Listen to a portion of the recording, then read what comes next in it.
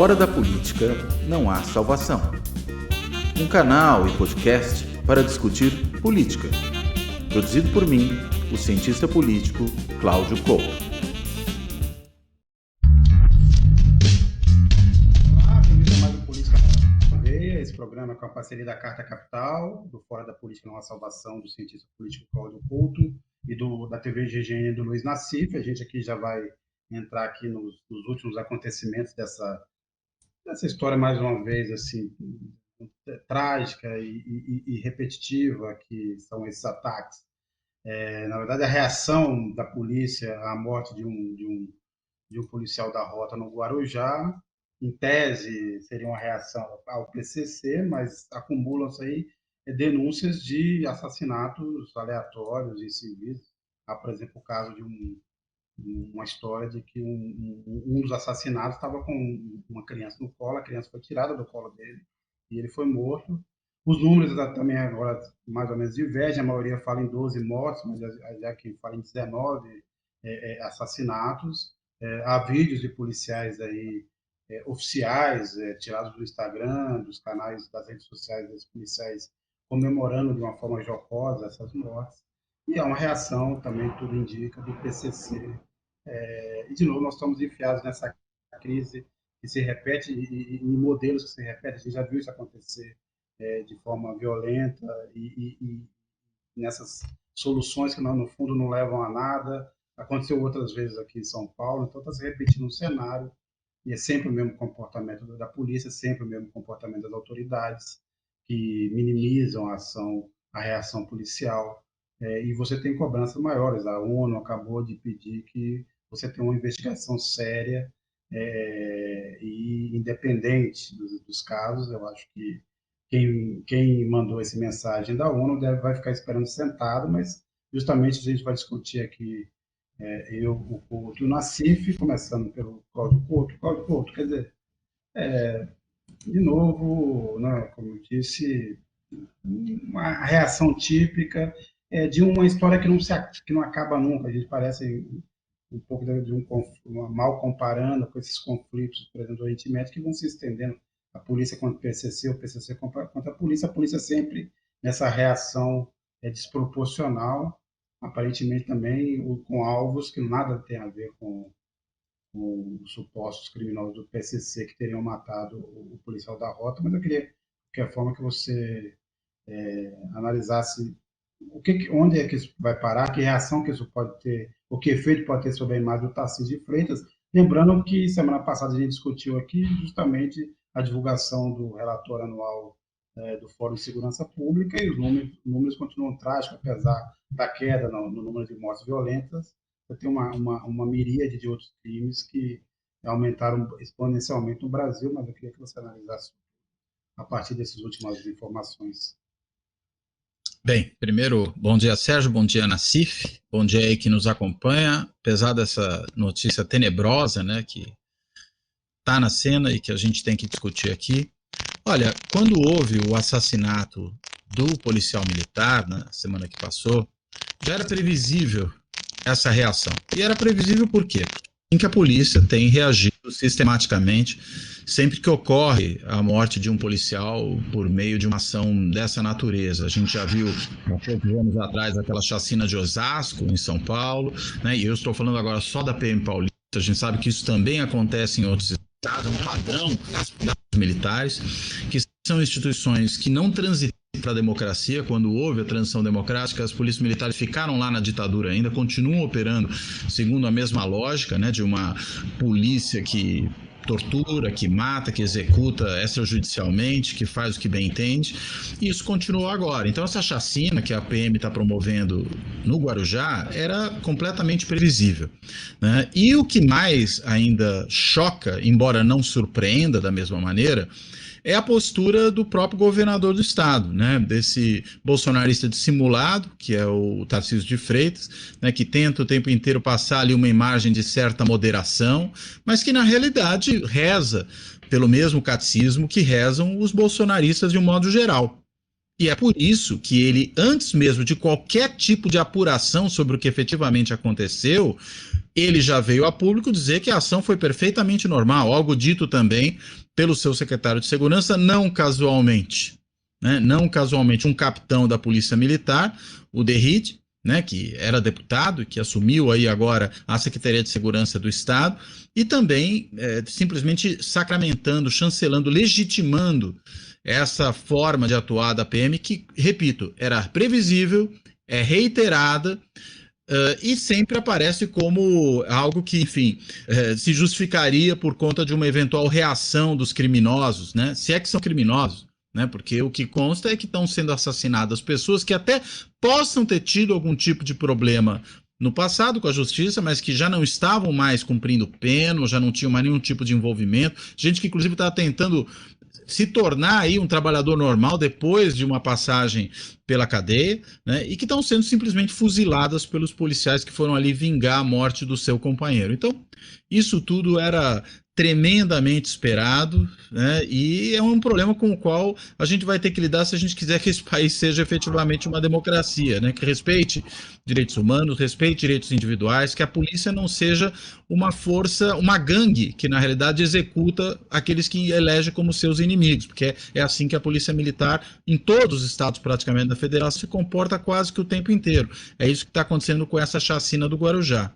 E finalmente, acho que um último ponto que precisa ser mencionado, é preciso ter acesso às câmeras, né? As imagens que as câmeras dos PMs, que eles carregam aí nos seus uniformes, o que foi registrado, porque já que eles alegam que houve reação, isso tudo tem que ter sido registrado por essas câmeras. Se não foi registrado, há aí um problema, porque inclusive a rota, que é essa parte da PM que está atuando ali no Guarujá, é uma parte da corporação que todos têm câmeras no uniforme. Foram os primeiros a colocar câmeras no uniforme.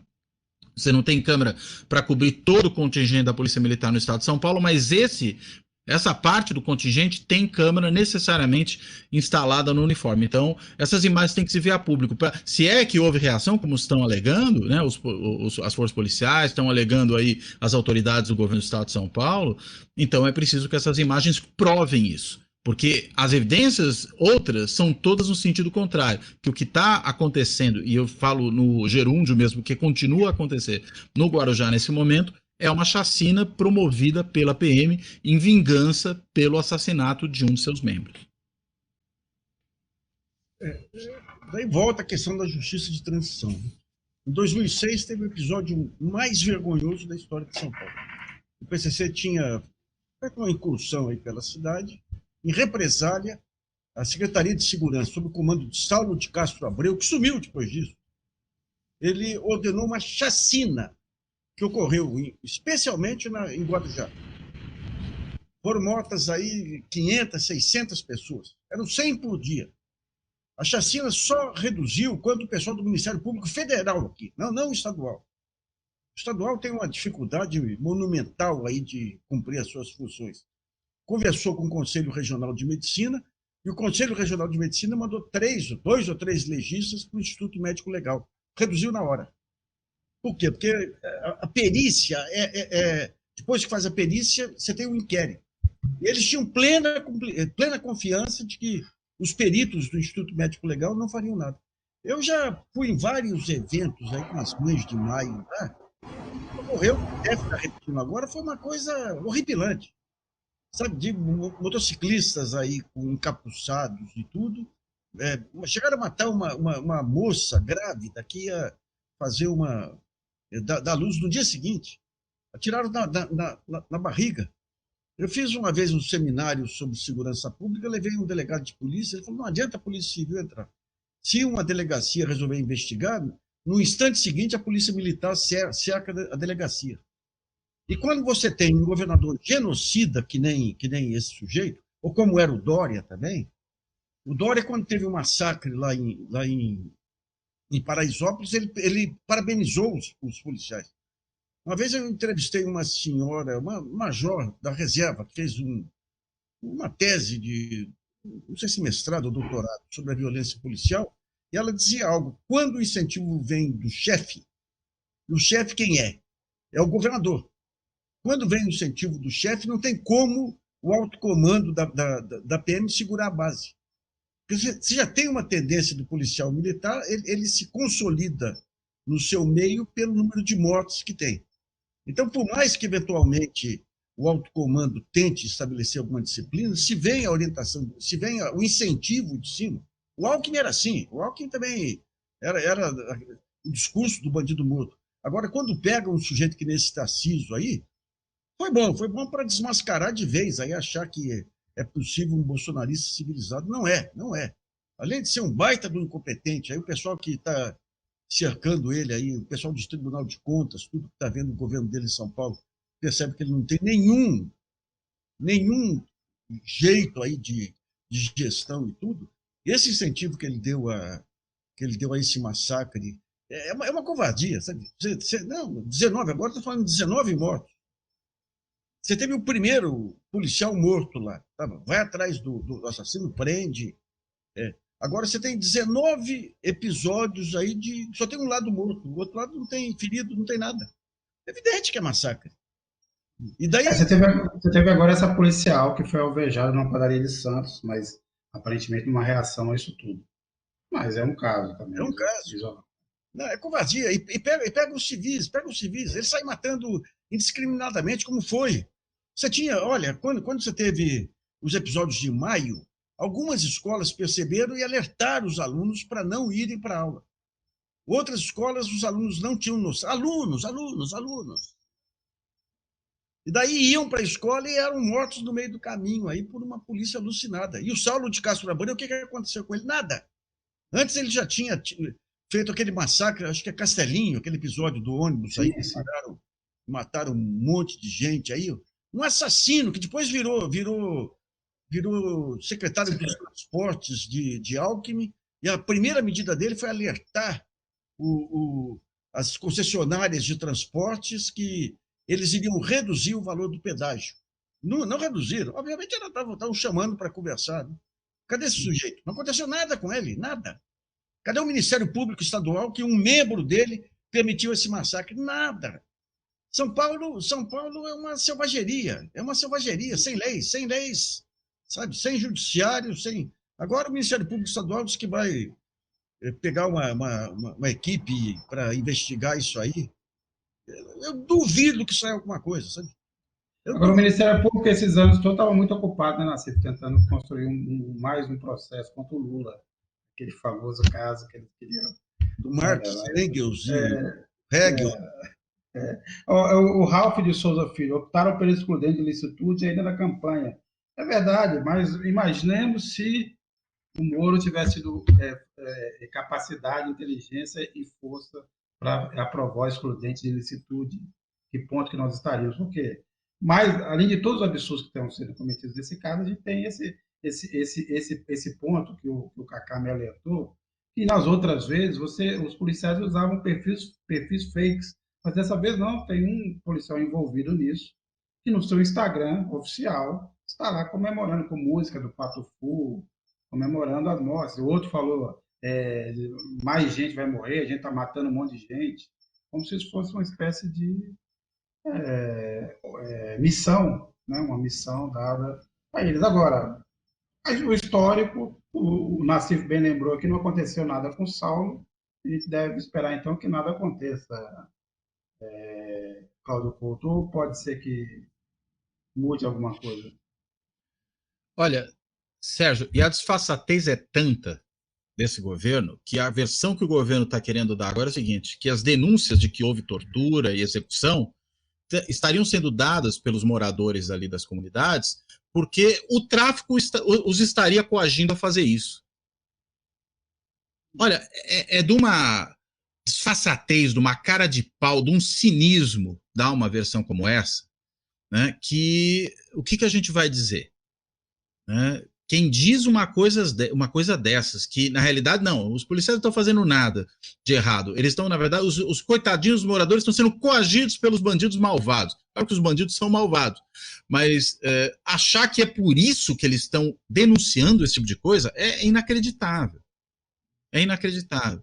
Então, há não só essa expectativa, né, de que não vão sofrer nenhum tipo de coisa, como eles estão, na realidade, apostando nesse discurso.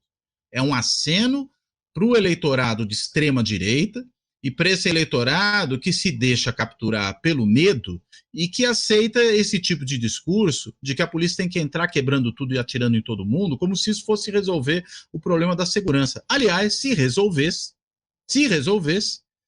a gente não teria os índices de criminalidade que tem no país. Inclusive nos estados onde a polícia mata mais, é onde tem mais assassinatos de modo geral.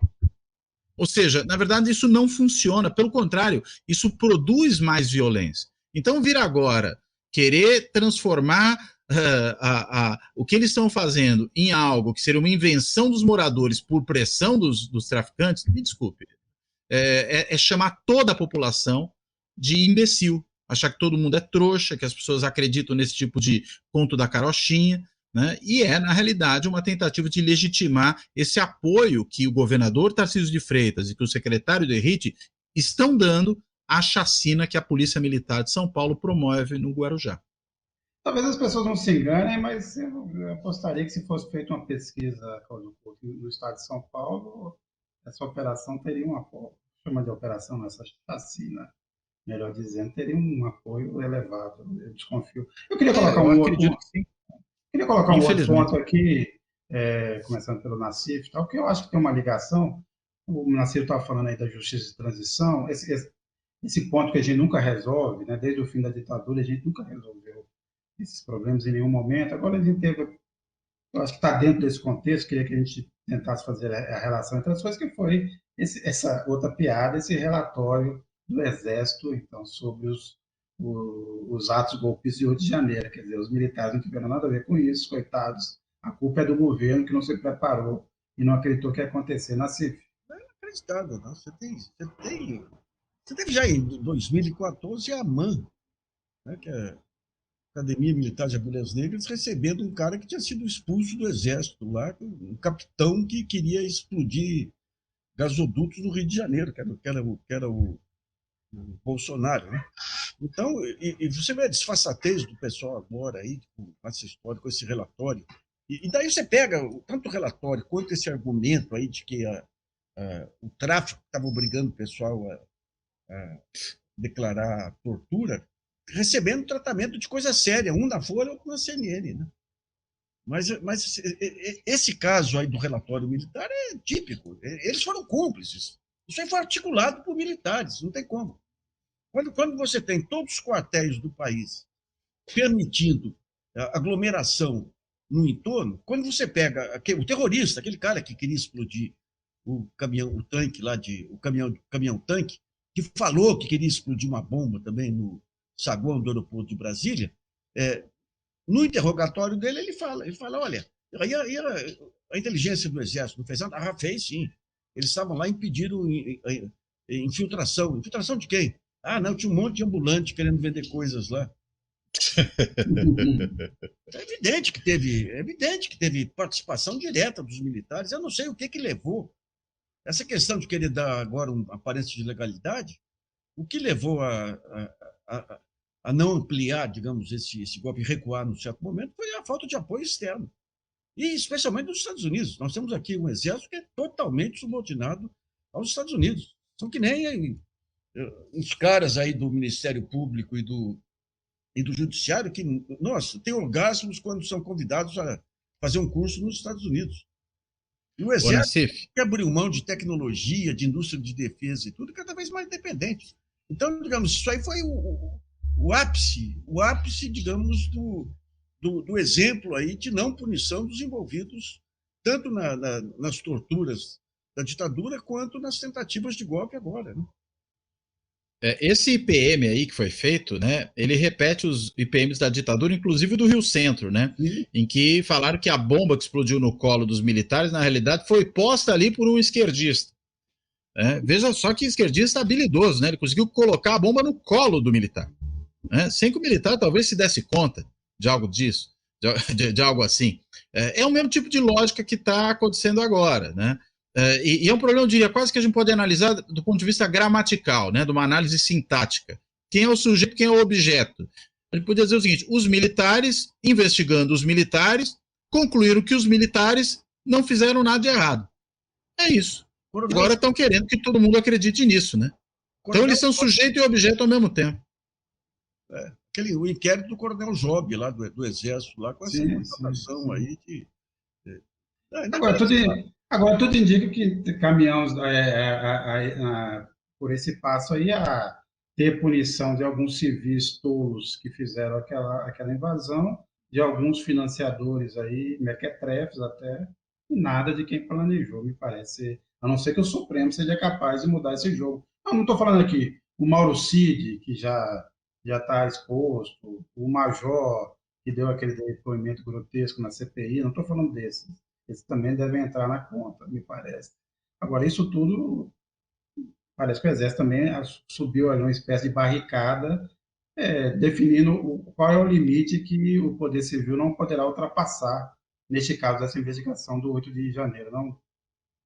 Você vê o caso de justiça e transição, até hoje, faz meses que está na mesa do Lula um decreto para reconstituir a comissão dos desaparecidos. Pergunta se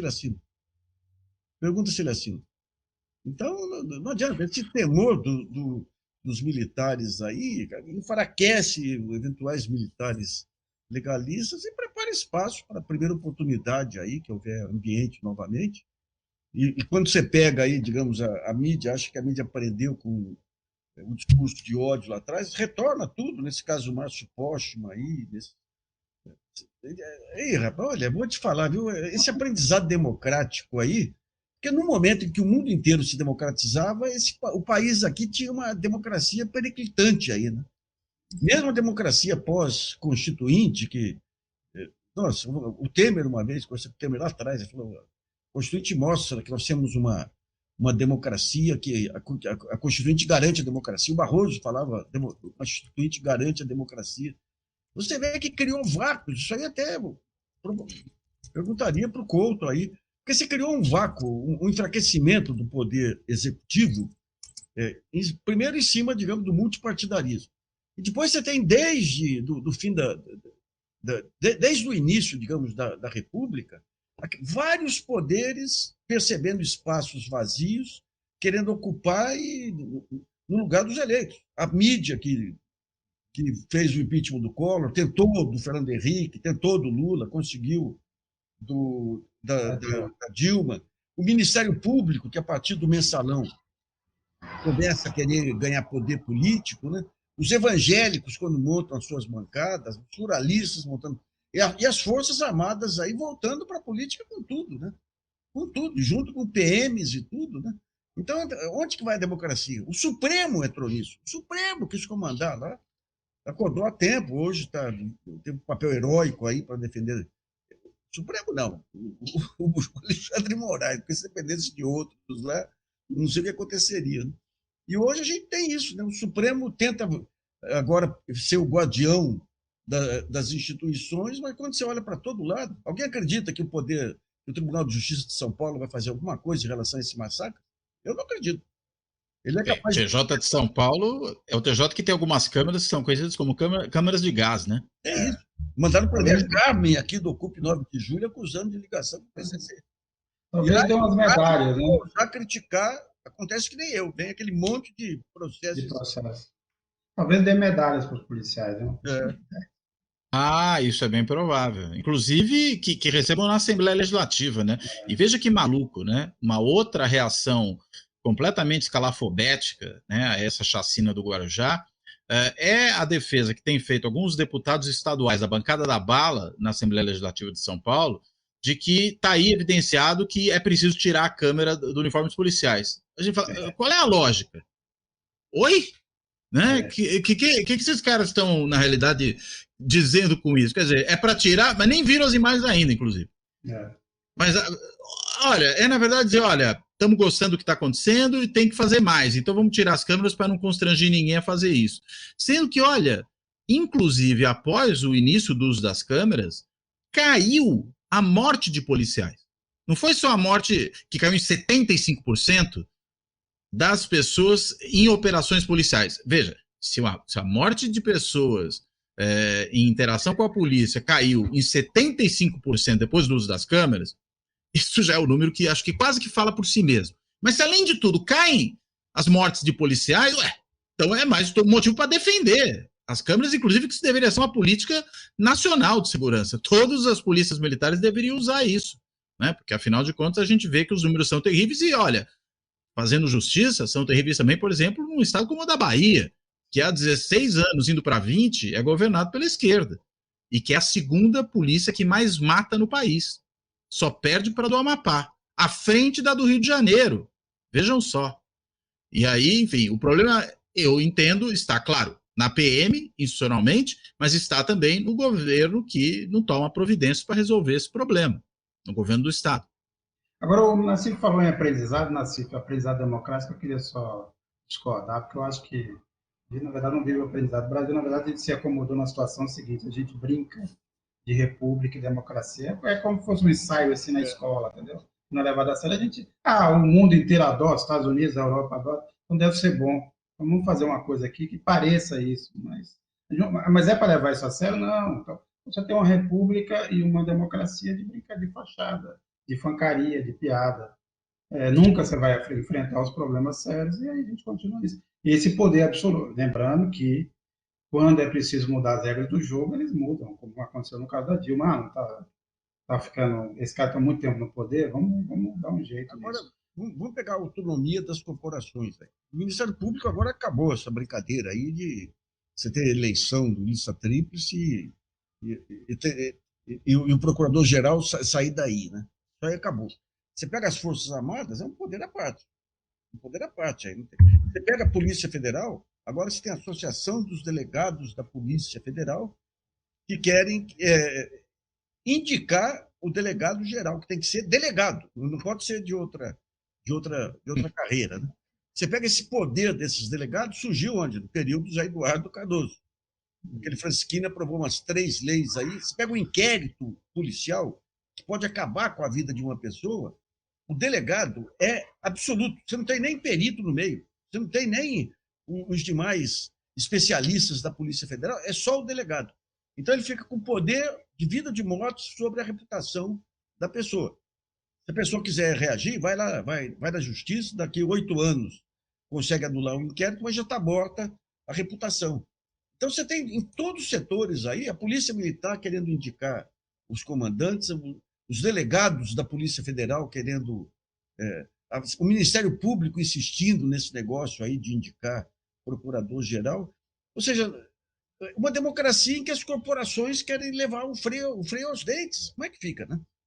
Sim. Vai ser um desafio muito grande aí, especialmente para o ministro da Justiça, aí estabelecer disciplina nessas áreas aí. E especialmente a Polícia Federal, que é a Polícia Militar, aí, que é uma máquina de matar, né? Isso. A Polícia Federal, nesse momento, tem agido corretamente. O Geraldo Leite Santiago, polícia com arma e bíblia, protegida pelo governador, é uma ameaça ao Estado Democrático de Direito. O Geraldo Lemos é um caso importante, a gente tem visto aí denúncias, aí, várias reportagens sobre essa infiltração também religiosa.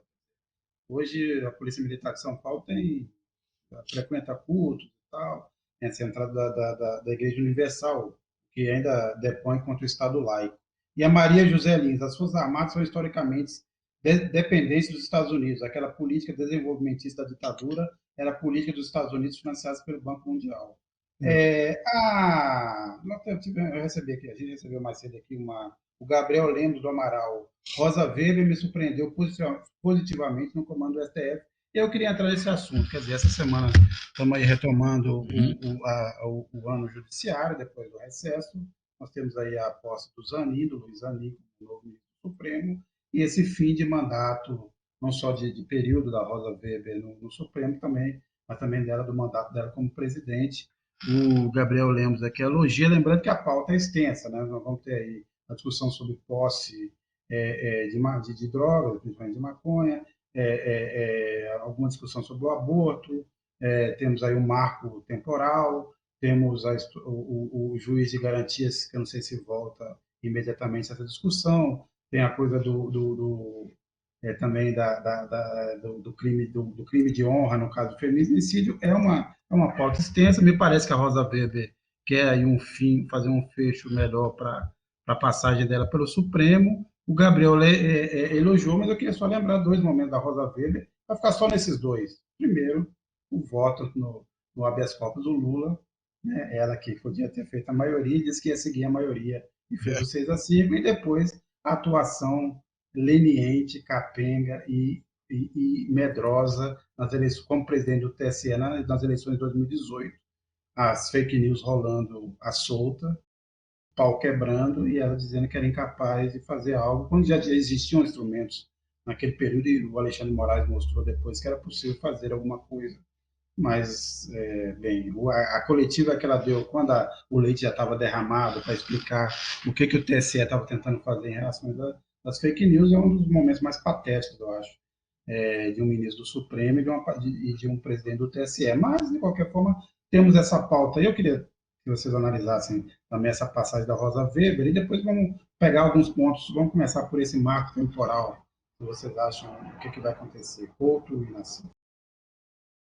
Acho que muito disso que você mencionou, da ministra Rosa Weber, tanto as ações positivas como as negativas dela, tem a ver com esse perfil de juíza que ela tem, que é de uma juíza muito low profile, né? De uma juíza muito, assim, contida do ponto de vista das suas decisões. Então, ela, numa hora, vai atrás da colegialidade, e aí faz o que o colegiado já decidiu e hesita em colocar ali a sua proposição, mesmo que é o arrepio daquela decisão que o colegiado trouxe, que eu acho que foi, por exemplo, o que aconteceu lá atrás no caso do habeas corpus do Lula, e acho que também explica muito do que foi ali a sua conduta durante a sua presidência no Tribunal Superior Eleitoral. Agora, acho também que, por outro lado, né, essa preocupação que ela mesma tem com essa colegialidade, com um certo comportamento mais institucional e menos individualista dos magistrados, é que faz com que ela agora, como presidente do STF, esteja pautando, inclusive, algumas mudanças institucionais no funcionamento do Supremo que são importantes. Uma delas, acabar com aquela história do pedido de vistas a perder de vista, né, que é o que a gente tinha antes, era uma estratagema que se usava, né, para simplesmente evitar que certos assuntos fossem votados em qualquer momento. Veja o caso ali do ministro Fux, que é talvez o mais corporativista no âmbito da magistratura dos atuais ministros do Supremo, e que decidiu lá atrás que, enquanto não aumentassem o salário dos juízes, ele ia ficar sentado em cima da questão do infame, né, do imoral auxílio moradia, que era recebido inclusive por quem já tinha casa e morava no mesmo lugar onde trabalhava. Então, foi isso que o Luiz Fux fez lá atrás. Então, esse tipo de estratagema de usar vistas como uma chicana judicial, acho que isso está sendo muito bem atacado por ela. E acho que também pautar esses assuntos importantes, né? Como a questão do marco temporal, da qual você falava agora, Sérgio, que precisa ser resolvida, afinal de contas. Né? E aquela história de que o Supremo ia esperar que o Congresso tomasse uma decisão. O fato é, o Congresso acabou não tomando uma decisão até agora sobre isso. Vai ficar esperando até quando? Até que um dia o Congresso se mova, e aquela história que já aconteceu em outros momentos. Se o Congresso simplesmente não se move em certos assuntos sobre os quais há uma imensa pressão social para que haja algum tipo de diretriz nova, e não apenas deixar o que já estava vigorando, e nesse caso a gente tem todo esse debate na sociedade, né, de setores fortes, né, tanto de um lado como de outro, em relação à questão do marco temporal das terras indígenas, então é óbvio que o Supremo tem que desengripar essa engrenagem. E a maneira que o Supremo tem para desengripar essa engrenagem é colocando a sua posição. E me parece que a posição majoritária hoje no Supremo é declarar a inconstitucionalidade do marco temporal. Espero, inclusive, que assim decida, porque, né, é uma atrocidade a gente voltar atrás nisso. Ainda mais sabendo que, para além dos direitos humanos dos indígenas, que seria a razão mais suficiente para se decidir contrariamente a essa tese do marco temporal, existe também uma razão ambiental, porque onde há terra indígena é onde há maior preservação ambiental. Isso já está mais do que comprovado. E a gente está vendo aí os eventos climáticos extremos, né, toda a situação pela qual se passa, esse estado febril do planeta, né, e acho que toda medida que avança no sentido de combater essa crise climática é positiva. E, nesse sentido, também o marco temporal das terras indígenas é uma coisa que vai contra aquilo que deve ser feito, segundo, enfim, todos os cientistas que estudam o problema. Então, me parece que a ministra tem, sim, sido positiva nesse final de mandato ao colocar esse tipo de tema em pauta e, mais do que isso também, ao produzir essa nova dinâmica de funcionamento do Supremo, que é uma dinâmica favorável a um Supremo menos arquipélago, né? menos um monte de ilhas ali que tomam decisões cada uma de acordo com a sua própria veneta, e mais um Supremo que opere de forma institucional, com uma corte, que é um colegiado que precisa, consequentemente, operar de acordo com o colegiado, que, para só finalizar, retomando o que eu comecei falando, tem a ver com essa percepção que a própria Rosa Weber, para o bem e para o mal, tem a respeito de como deve funcionar o tribunal e como deve a sua conduta se pautar em função disso. A Rosa Weber, naquele voto que ele deu da colegialidade, ela apresentou um voto extenso e tinha um rapaz, um jornalista, até preciso guardar o nome dele, era um secretário de redação da Folha lá em Brasília, fez um trabalho que não é comum nos dias de hoje. Ele pegou o discurso da Rosa Weber, todas as citações de autores lá, e tem um pedaço lá do portal do Supremo que permite saber quem que cita aqueles autores. E todos aqueles autores nunca tinham sido citados antes pela Rosa Weber, e todos tinham sido citados pelo Luiz Edson Fachin, mostrando o papel deletério do Fachin, todo aquele processo. Essa posição de presidente do Supremo, foi mencionado o Fux aqui, eu lembro quando estava, depois do mensalão, que a Câmara, o Congresso estavam de joelhos, que o Fux trancou toda a pauta da Câmara enquanto não resolvesse a questão dos royalties para o Rio de Janeiro. Fora palestras dele em bancos, falando, agora nós vamos para o Presidiu Supremo, estará tudo aberto lá. Eu tive um pouquinho antes da morte do... Ai, meu Deus do céu, aquele que foi corregedor lá, o pai do Sérgio Moro, esqueci o nome agora. O Falecido agora. Vou lembrar. Bom, eu tive um almoço com ele em Brasília e com mais um desembargador muito interessante lá, aposentado lá do TRF4. E havia um movimento quando o Fux... Você falava do Teoria? Era o Teoria? Não era Teoria. Não, Teoria. Não, sei, que foi corregedor. Sim. Não, eu vou lembrar. Era sério até, arrependido sim. A bola do Moro lá. Sim. Foi o cara que criou essas varas de combate ao crime organizado. Mas eles mencionaram no almoço que havia um movimento, um bochicho, chegou a ser um movimento de ministro do Supremo para quebrar a escrita e não votar no Fux, lá pelos riscos que o Fux criava. E quando veio a pandemia, você se recorda que o Lewandowski ficou de plantão o tempo todo aí por conta... Então, a Rosa Weber, ela foi engolfada por aquela onda que teve da Lava Jato, não teve coragem, cometeu aquele... Agora, ela tentou, com a descrição dela lá, mudar práticas do Supremo. Quero ver agora que entra um ministro que é o oposto dela, né? Que é o protagonista mor aí da corte, que é o Luiz Roberto Barroso. E é interessante que outro dia tem uma discussão de acadêmicos sobre o que vale são textos em inglês, não textos em português, aquelas discussões, aquelas masturbações teóricas. E daí o Barroso imediatamente foi lá e num texto em inglês disse que o trabalho dele e da filha dele tinham sido publicados e colocou tudo em inglês para o público brasileiro aqui. Vamos ver como se o Barroso aprendeu nesse período aí ou se continua aquele que quer ser o Joaquim Nabuco que vai terminar sendo o Vicente Raul. Ele que é o... pois é. Dois testes nós teremos. Primeiro, esse mandato do Barroso e depois o Zanin também estreando com alguns temas que são importantes para entender como é que pensa o Zanin fora da defesa do Lula. Nós temos aí o marco temporal, o porte de drogas, o aborto, vão ser momentos. Se esse julgamento... eu não sei qual vai ser a agenda que a Rosa Weber seguirá, eu acho que o que mais interessa a ela, pelo menos as informações, do meu ponto de vista, é dar um voto em relação ao marco temporal, mais do que qualquer outro dos temas que tem pela frente. Lembrando que ela sai em outubro, deve até antecipar isso para setembro, a saída do Supremo, como outros ministros já fizeram, mas a gente vai ter uma oportunidade também para saber como pensa o Zanin fora da defesa do Lula e fora das questões da Lava Jato. Não, eu também acho que é isso, né? Agora, vamos ver como é que ele vai entrar nisso, né? Eu acho que ele vai seguir um pouco aquela lógica do samba, né? Eu vim de lá pequenininho, é melhor pisar nesse chão devagarinho, que o Nassif deve tocar no violão de 7 cordas dele, né? E na realidade... Eu não chego a 7 cordas aí, mas... O Bandolim tem 8, que é duplo. Ah, bom, aí é mais complicado um pouquinho. Mas, enfim, eu acho que, na realidade, ele tem realmente agora a oportunidade de ser testado naquilo que ele escondeu durante todo o processo de indicação e de sabatina dele, né? Em que, como todo candidato ao Supremo, né, aí não há nada específico em relação ao Zanin, ele foi muito esquivo, né? Porque, afinal de contas, você tem que obter a aprovação de senadores dos mais variados campos e mais. Você não pode se posicionar previamente a temas sobre os quais você depois vai ter que emitir um julgamento.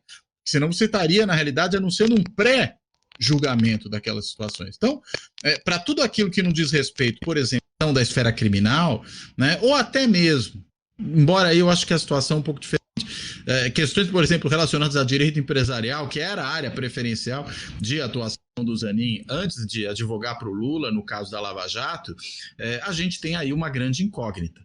Né? E a gente tem uma pauta cheia agora que vai permitir medir esse posicionamento.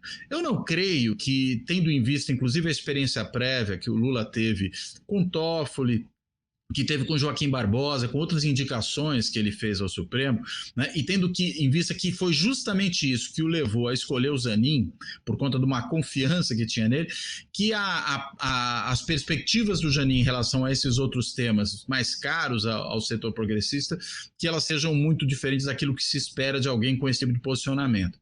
Né? Então, mas isso, claro, é a minha expectativa, em função, inclusive, do que levou a ser essa escolha.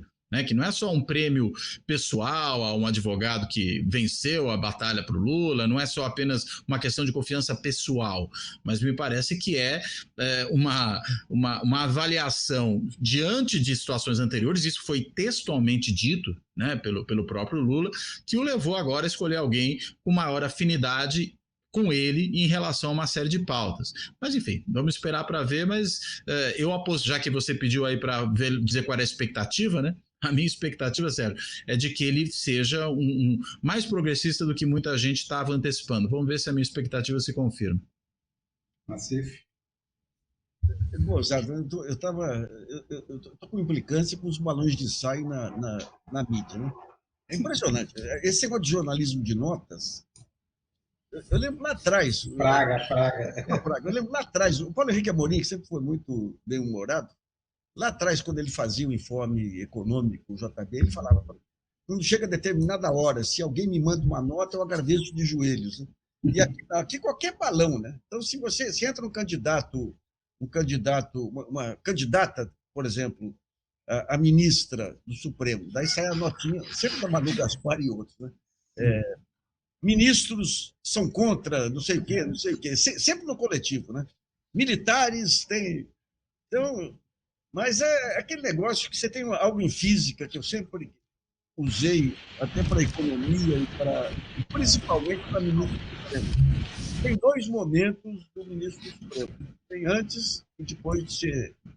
Antes ele mata no peito, depois ele mata de despeito. Né?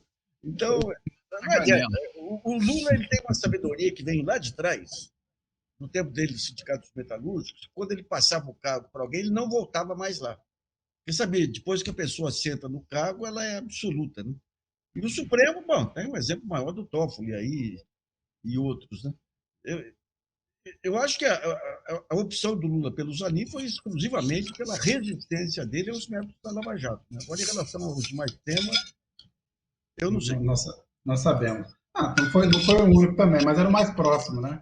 Precisa sempre lembrar que o número de advogados que se dispôs a ajudar o Lula não foi pequeno. Nós podemos falar aí pelo menos 100 advogados de alto padrão. Também não dá para atribuir tudo ao Zanin, mas era o advogado principal, era o que estava ali de frente. Aliás, seguiu uma estratégia, sendo criticado, não sei se você lembra, teve um período ali que todo mundo criticava o Zanin, vai dar tudo errado. Né? Ele manteve o rumo e, no fim, acabou. Inclusive, não entrando em conflito com o Supremo. Agora, independentemente do que ele pense em outras coisas. Essa atuação dele nesse período foi uma coisa extraordinária, a ponto de comover o leão lá, o Gilmar, quando o Gilmar fala do papel do advogado. Se a gente viu um papel de advogado lá, foi foi ele, montou um sistema de contra-informação lá, cada nota, cada abuso que saía, ele soltava uma nota. O pessoal fala, mas que besteira, isso aí não... E aquilo foi acumulando, e permitiu depois ao Supremo os argumentos aí para decretar a suspeição aí da Lava Jato. Mas eu chamo a atenção... Até porque era uma batalha política, né? Fazia sentido combatê-la politicamente também, não só de forma fria do ponto de vista jurídico. Agora, por falar em implantação, né, você vê esse período, nós passamos aí quase 2 semanas, quase 3 semanas, sem justiça funcionando e sem Congresso funcionando, aí também é um momento em que e se plantando tudo dá na imprensa, né, cara? Então, nós tivemos aí essa campanha do Aras. O Aras, acho que chegou a convencer muita gente que ele seria ou será reconduzido, mas se tem uma certeza, pelo menos o que eu tenho, é que não será o Aras. Pode ser qualquer um, menos o Aras, no caso da PGR. Agora é interessante um ponto aí, que ele acabou com o esquema Lava Jato por não ser do meio. Ou seja, não ser submetido à votação dos seus eleitores. Né? Mas olha, tá uma coisa tão engraçada esse negócio de PGR, porque a gente tem 2 certezas. Não vai ser ninguém da lista tríplice e não vai ser o Aras. Então, os chamados progressistas estão caçando todo mundo aí. Quem pode ser candidato? Quem pode ser candidato? Tá um jogo... Agora, é impressionante que a Dilma teve nas mãos dela a possibilidade de ter escolhido como é que chama, gente? A Vieco. Ela Vieco. Ela Vieco, uma mulher excepcional. Mulher! Você queria... Estava na lista tríplice, né? Hã? Estava na lista tríplice. Estava na lista tríplice. E daí escolhe reconduzir o Janot. Mas o Janot é a demonstração, porque o Janot foi colocado pelo Eugênio Aragão, e a ideia dele, não, o Janot é um cara que faz todo o serviço, aí ele trabalhava junto com o Genuíno aí para criar um projeto de país, cursos, isso e aquilo. Uma noite chegou a chorar com o Genuíno, a perseguição do Genuíno. Genuíno, eu vou te oferecer minha casa, não sei aonde, lá, para você se esconder e tudo. É indicado procurador-geral, a primeira medida dele foi mandar o Genuíno para a cadeia. Não adianta, você tem um teste que é impossível fazer, aliás, é possível fazer, mas nunca é feito na escola, que é o teste de caráter, né? É o teste de caráter. A única coisa que garante que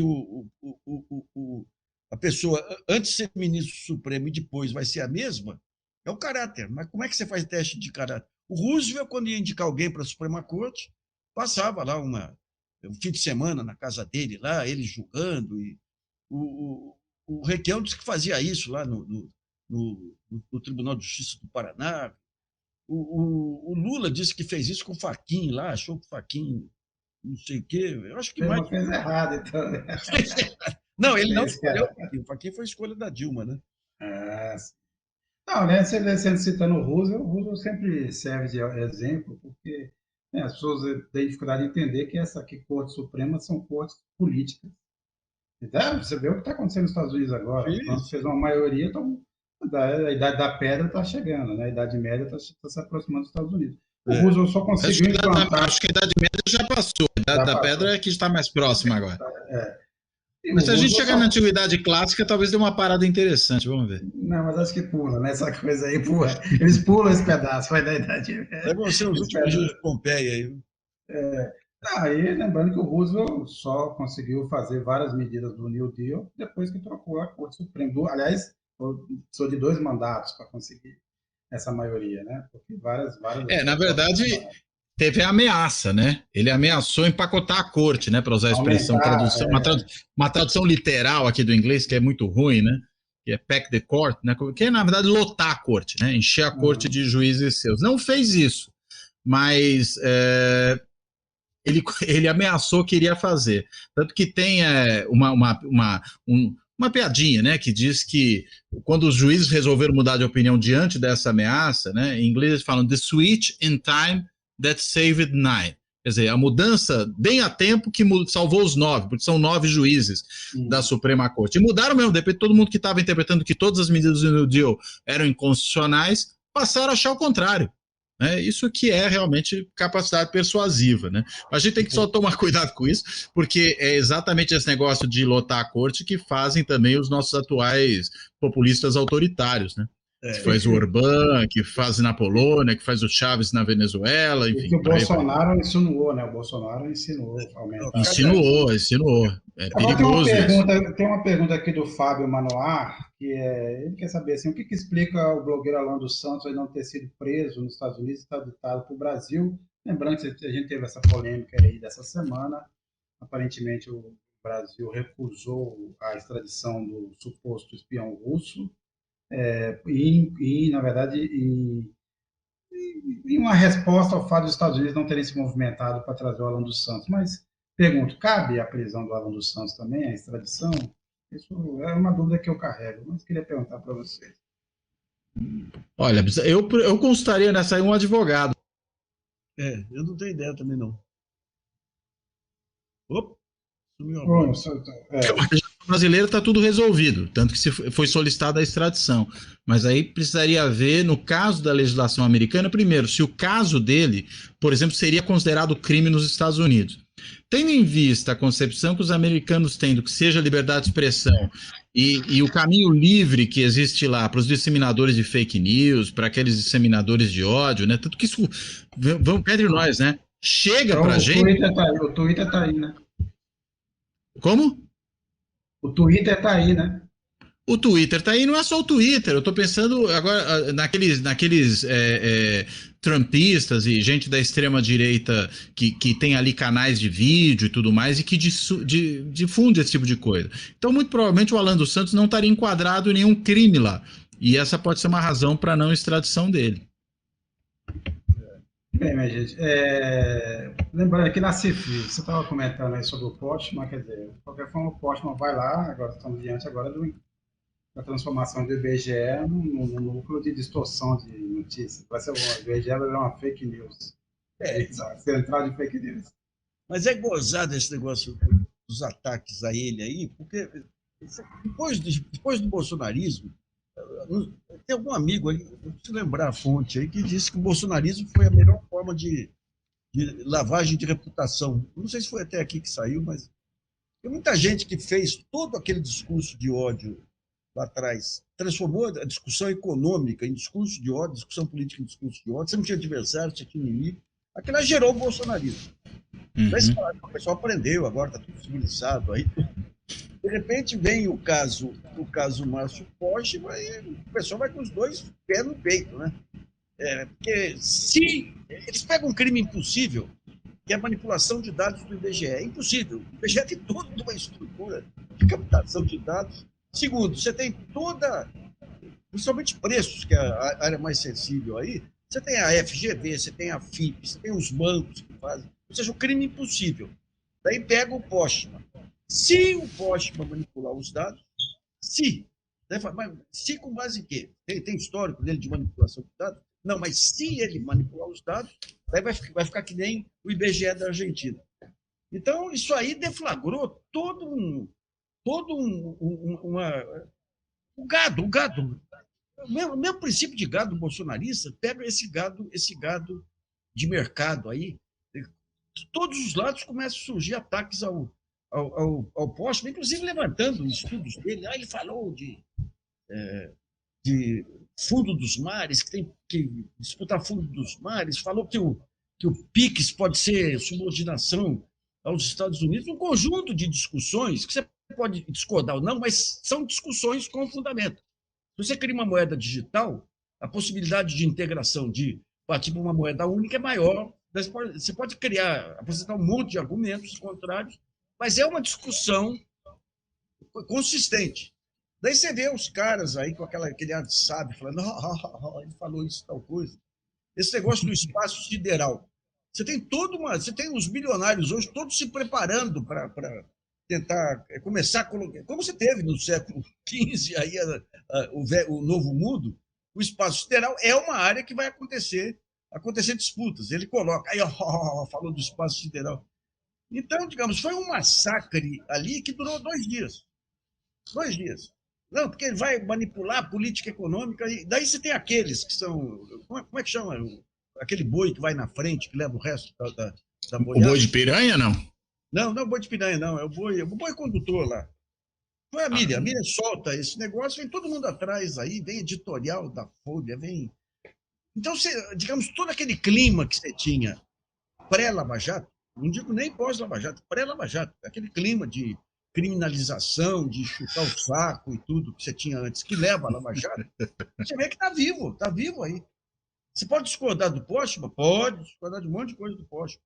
Você tem o que ele fez no IPEA, tem gente que acha uma maravilha, tem gente... Agora, dizer que o cara, com a folha acadêmica dele, vai manipular índices impossíveis de serem manipulados, aí é demais. E daí durou 2 dias.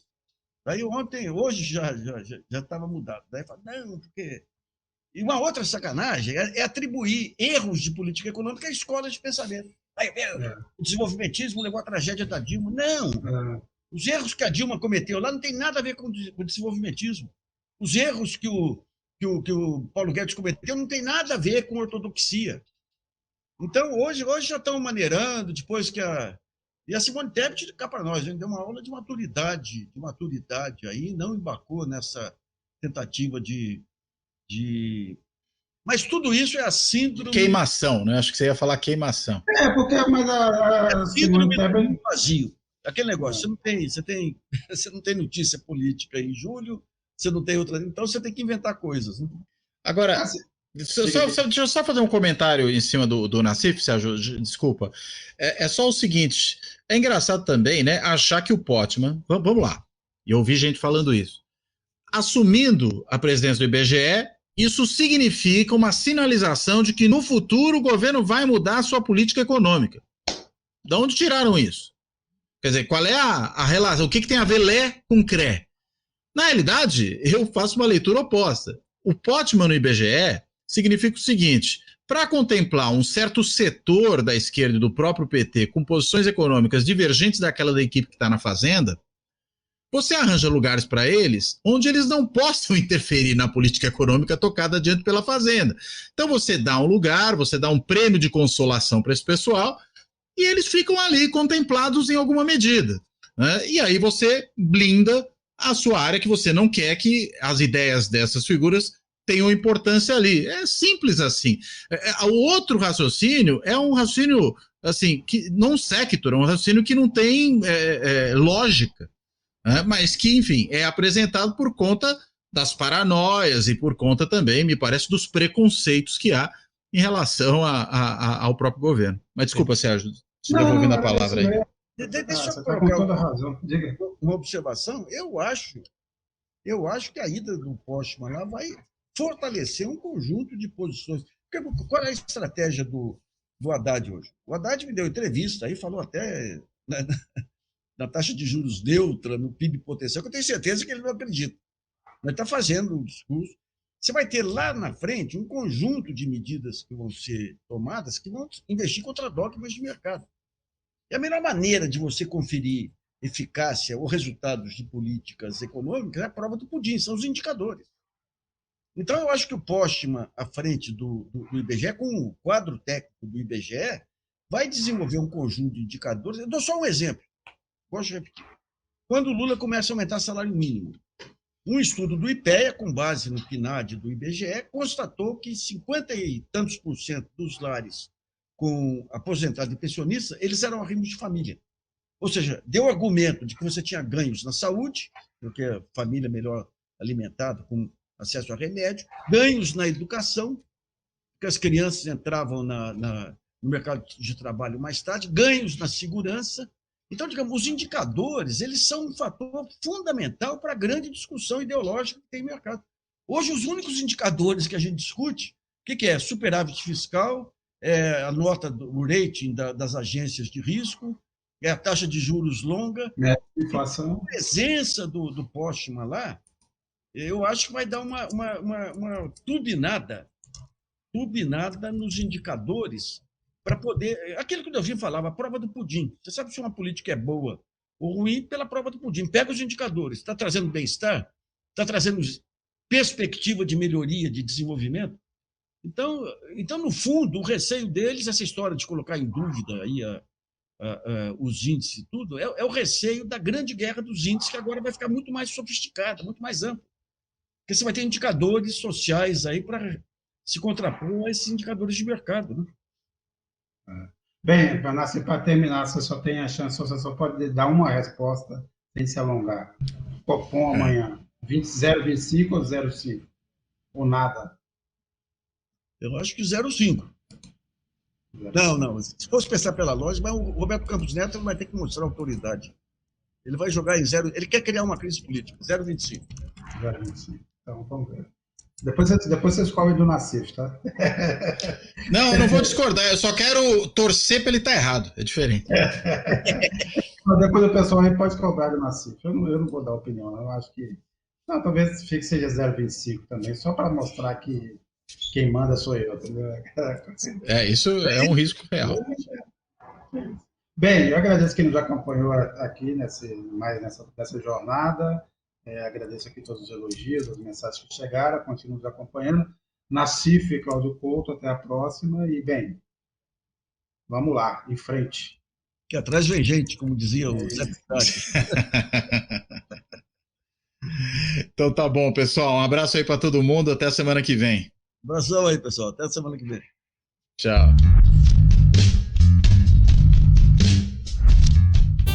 Fora da política não há salvação. Um canal e podcast para discutir política.